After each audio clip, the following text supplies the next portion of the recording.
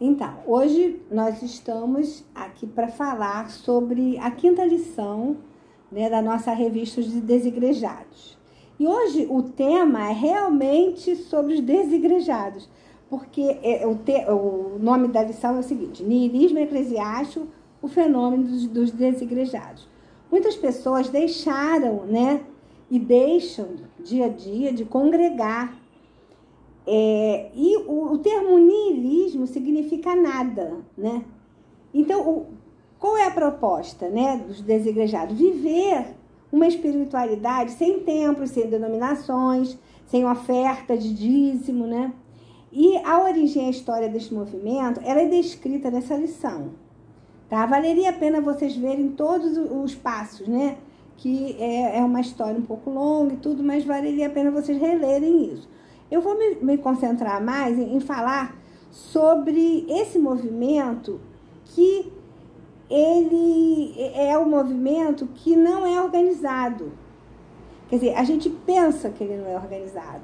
Ele, na realidade, ele tem uma teoria. Eles procuram justificar teologicamente.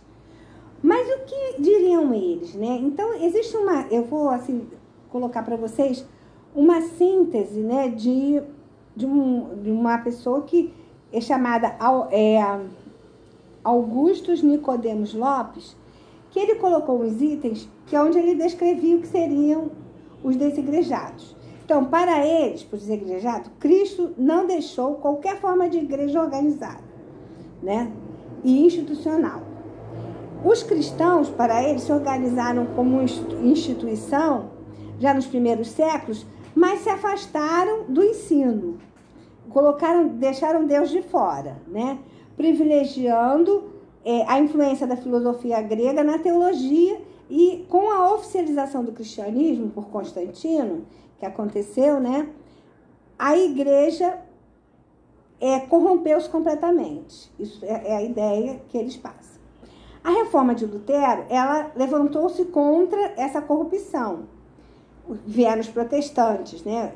Que foi a reforma protestante.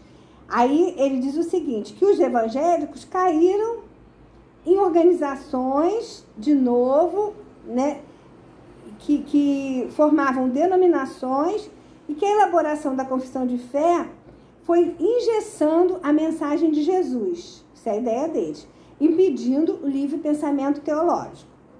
Para eles, a igreja verdadeira não tem templos, não tem cultos regulares no domingo, né? Não tem uma hierarquia, não tem hall de membros, e tudo que a caracteriza.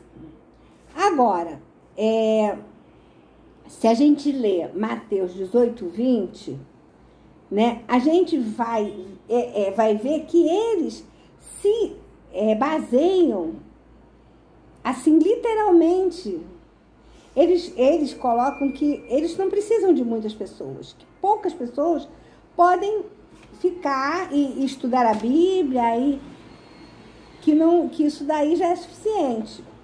Mas a gente lê em Mateus 18, 20, porque onde estiverem 2 ou 3 reunidos em meu nome, ali estou no meio deles.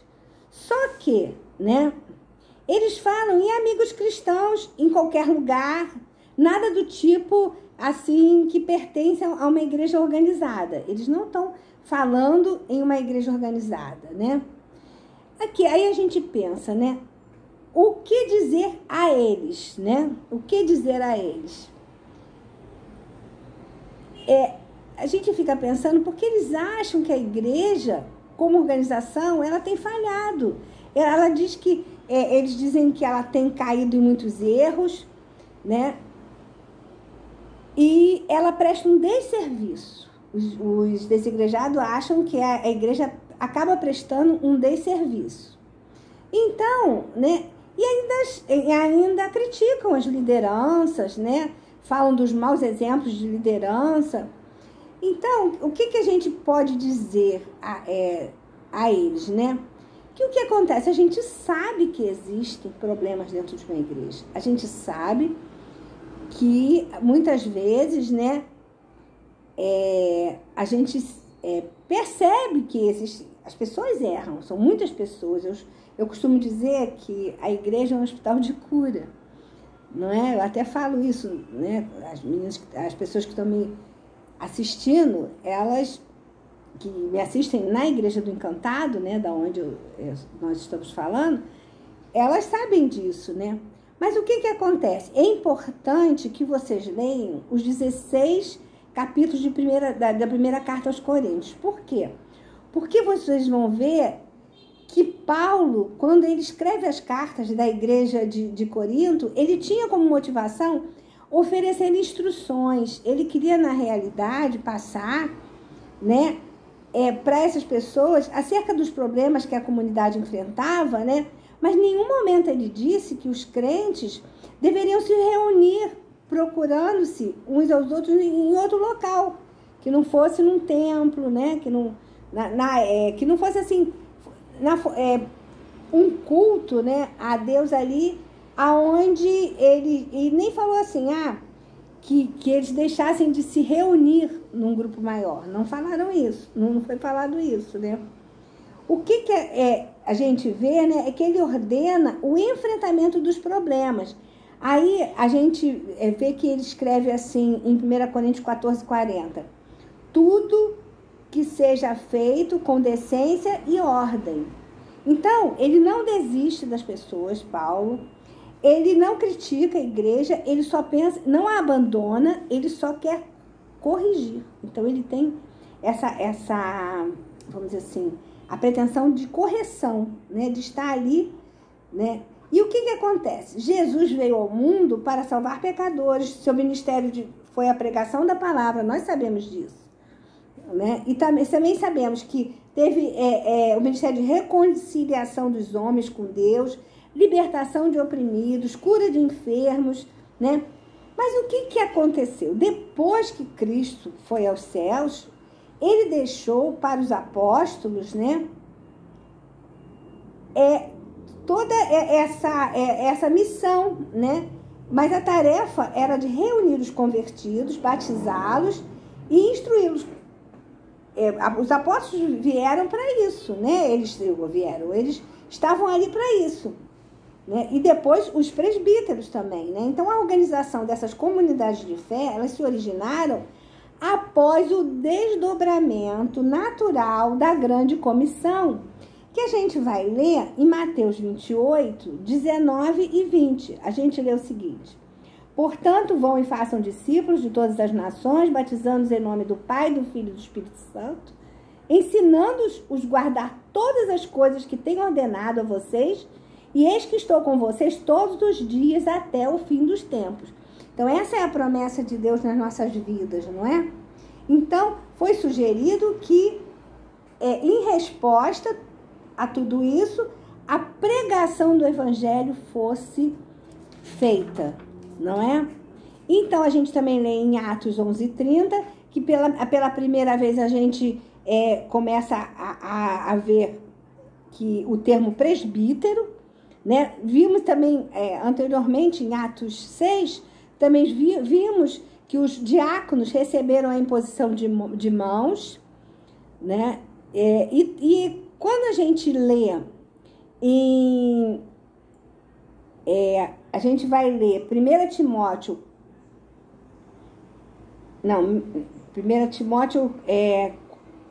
Atos 14:23. O que a gente lê? A gente lê que Paulo e Barnabé promoviam em cada igreja a eleição dos presbíteros que assistiam os convertidos com visitas, orações, instrução da palavra de Deus e lideravam as reuniões litúrgicas. Quer dizer, tudo isso era feito. É isso que a gente lê na Bíblia, né? A gente também lê que em 1 Timóteo 4,14, que não seja negligente para com o dom que você recebeu, o qual lhe foi dado mediante profecia com a imposição de mãos dos presbíteros. Então, tudo que a gente está vendo e está falando, né, nos dá uma outra noção, né? Não essa noção que os desigrejados têm, né? Nós aprendemos tudo isso nas escrituras sagradas, né? As igrejas foram fundadas, elas tiveram lideranças que foram constituídas, isso a gente também lê, e a confirmação dessas lideranças era feita a imposição de mãos, que era um ato litúrgico com a imposição de mãos. Então, Paulo, Silas e Barnabé organizaram a igreja com esse objetivo, com o objetivo de adoração, com o objetivo de leitura da palavra e da comunhão dos santos. Então, é isso que a gente tem que ficar percebendo, né? Para poder fazer um contraponto a tudo isso que a gente, às vezes, escuta de algumas pessoas que não querem fazer parte de uma igreja, né? Os primeiros cristãos, eles se reuniam, realmente, eles se reuniam em residências, mas era um outro momento, né? Eles sofriam perseguição política, que era praticada pelo Império Romano, né? E eram outras as circunstâncias, né? Que não eram teológicas. Como os críticos afirmam que eram teológicas, mas não eram.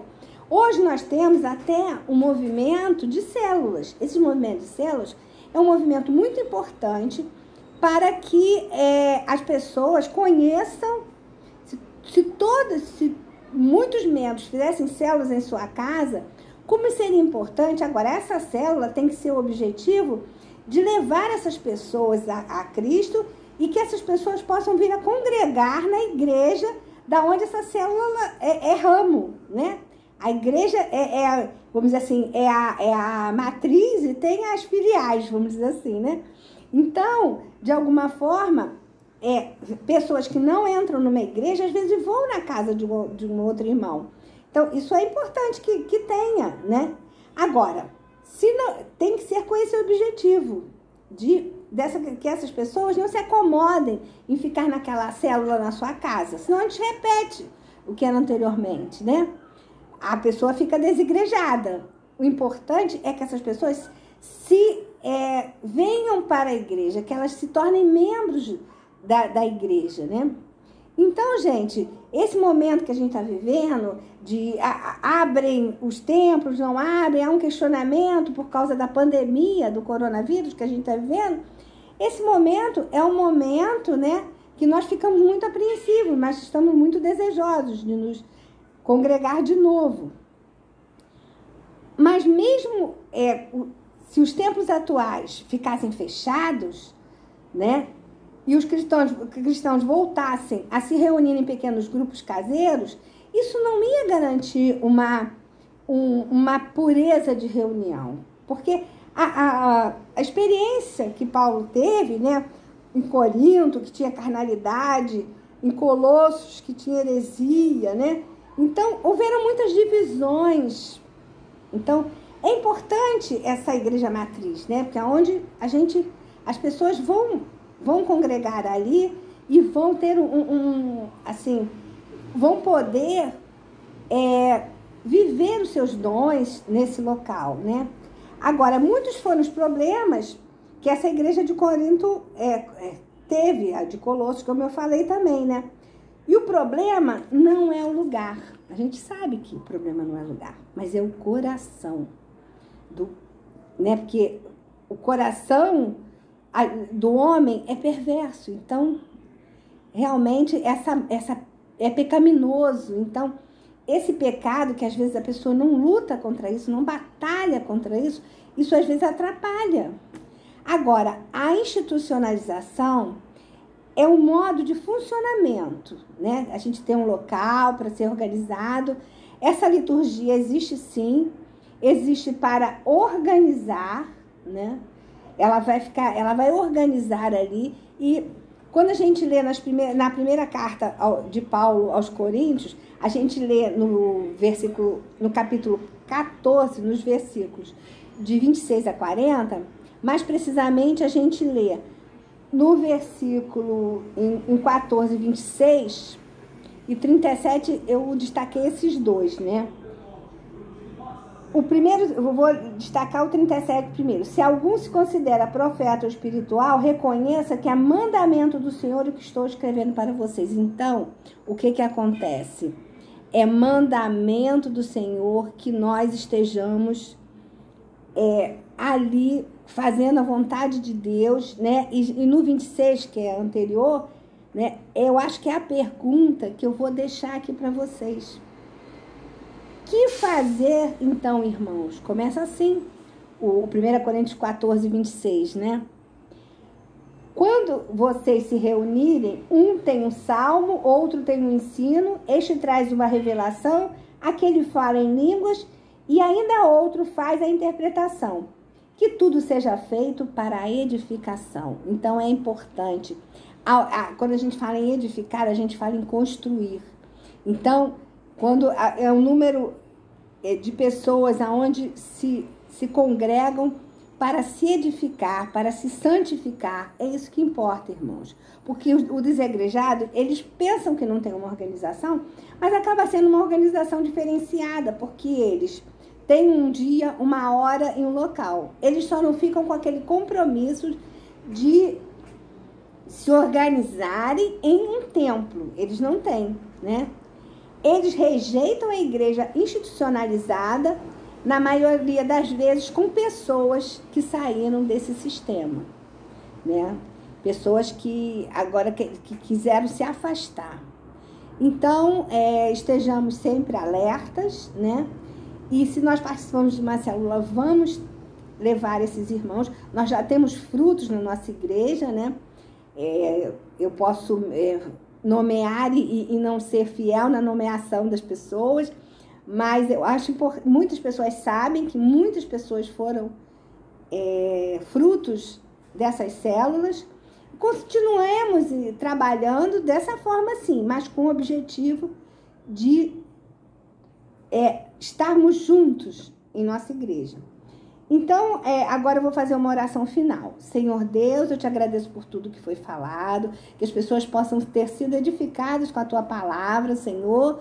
E venho te pedir pelos enfermos, pelas pessoas enlutadas, Senhor, e que tu possa estar conosco, nos revelando como devemos nos conduzir nesse mundo conflituado, nesse mundo cheio de diversidade, de questões que precisamos, na maioria das vezes, estar sempre ligados a ti, para podermos caminhar. Esteja conosco, caminha conosco aonde estivermos, Senhor. Eu te peço perdão pelos meus pecados, em nome de Jesus. Amém.